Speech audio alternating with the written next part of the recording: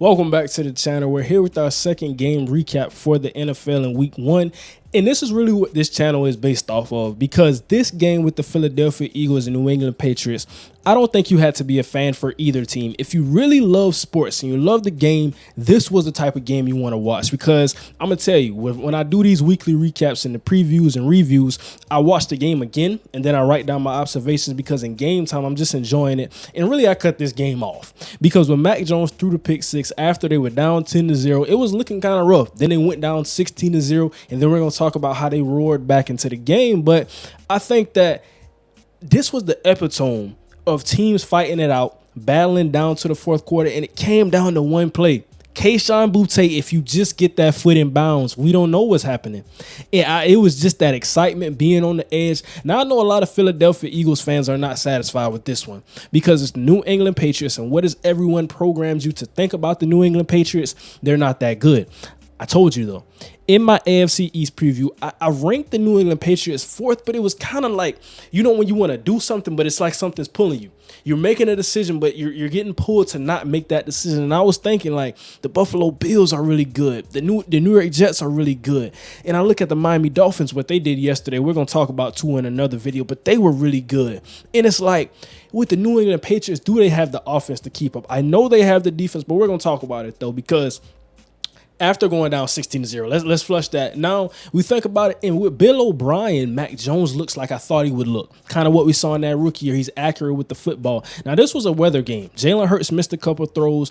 Mac Jones missed a couple throws, and we really can accredit that to the weather. And talking about it, because during the practice week, these teams were running through their punt drill, shooting waters on the football. So you think about that, and we're trying to simulate how it's going to be in the game, but it's really no true simulation for rain unless it's raining at practice. So they tried their best. But I talk about that, and really starting off the game, the Philadelphia Eagles, they were driving the football. Kenny G was running the football. Didn't see the plethora of backs in which I thought I would see for the Philadelphia Eagles. Kenneth Gainwell, he got a lot of those carries and catches out of the backfield, but he was doing good in that regard.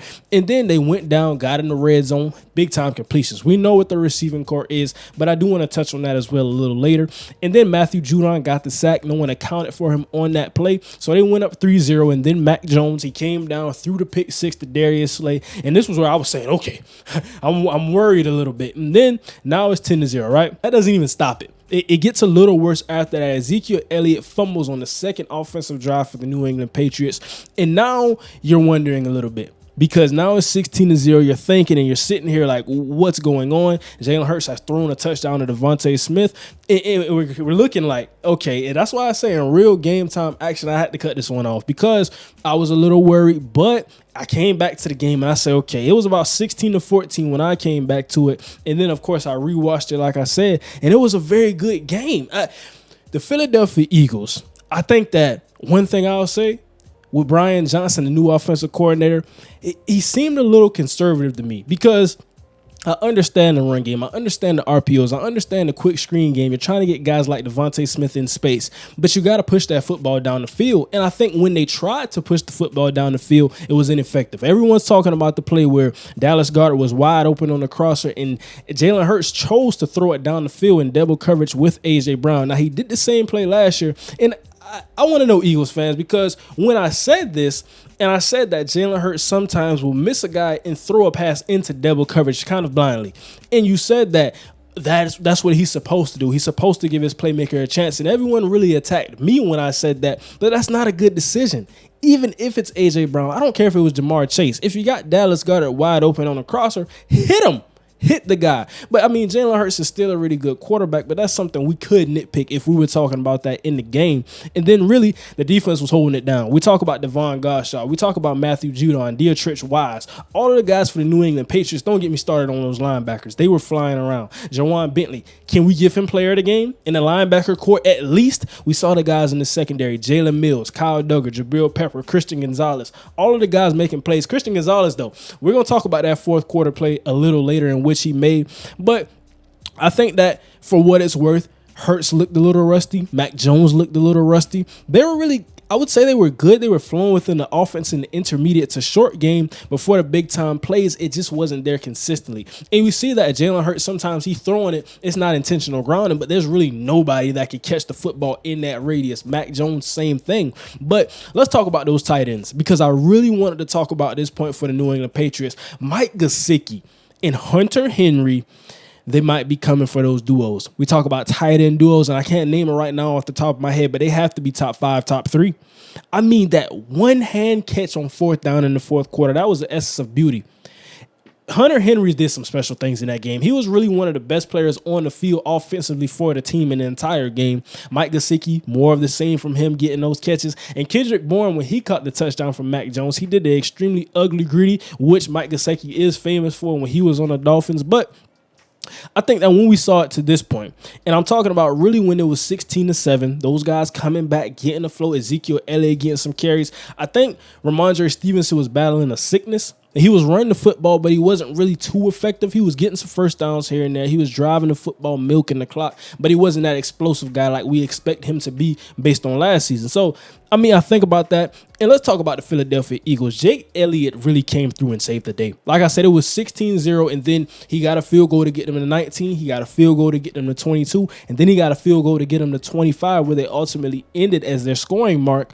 Jake Elliott, though, I mean, I think that what I saw at a lot of Philadelphia Eagles guys, they were saying going into this game, special teams was the focal point, was the point of emphasis. We have to get it together. We got Aaron, we got Sippos at the punter.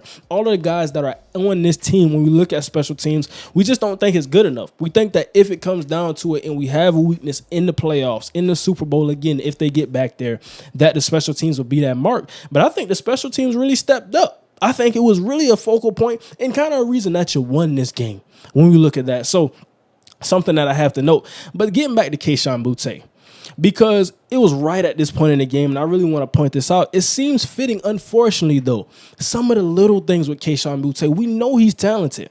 And I think that, like I said, he's the wild card because no one's really expecting him to be the number one receiver. I would think Kendrick Bourne, based on yesterday's game, would kind of have that mark in that title. But Kayshon Boutte is probably the most talented receiver in that room. Based on what he did at LSU, based on his profile and his pedigree, he could be the number one receiver if he puts it all together. So I have to put stock in that, but it's a 3rd and 4. It's in a clutch game. You go out of bounds. You don't get the toe tap. And really, I think this first one, which I'm talking about, it was on him.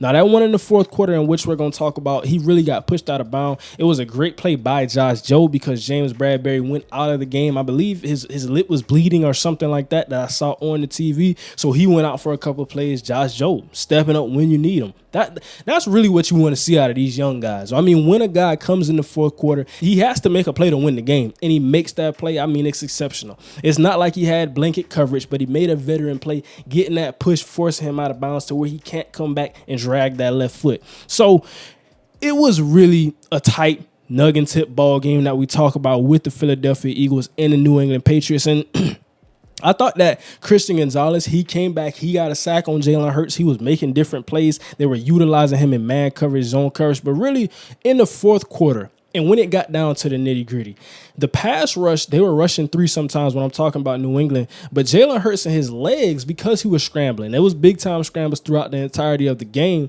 but he really neutralized the pass rush. And that's what he does for a lot of teams because he's going to get out of the contain. He's going to step up and run through in the pocket. So you have to say, let's just rush for 3. Let's cover 8, and let's see what we can do in the back end, because if we don't, how can we truly stop a guy like Jalen Hurts? If he runs out, then run scramble drill. Devontae Smith can get open with the best of them. A.J. Brown can get open with the best of them. Dallas Goedert the same. So that was really what we saw in the 4th quarter. And I think that it was just really the New England Patriots stepping up. Like I said, Jawan Bentley, Jalen Mills, Kyle Douglas, Jabril Peppers, all of those guys in the back end making plays, and it was nothing truly there. A.J. Brown made some clutch, timely catches. Devontae Smith had some clutch, timely catches. It was some volume, but it wasn't nothing explosive. It was the typical out route, the slant, the curl, the dig, what we saw from those guys. And I think a big point that I want to make is that the offensive line for the New England Patriots, let's talk about it. Hassan Reddick, Fletcher Cox, Jordan Davis. Jordan Davis had a great game. I do want to point him out as well.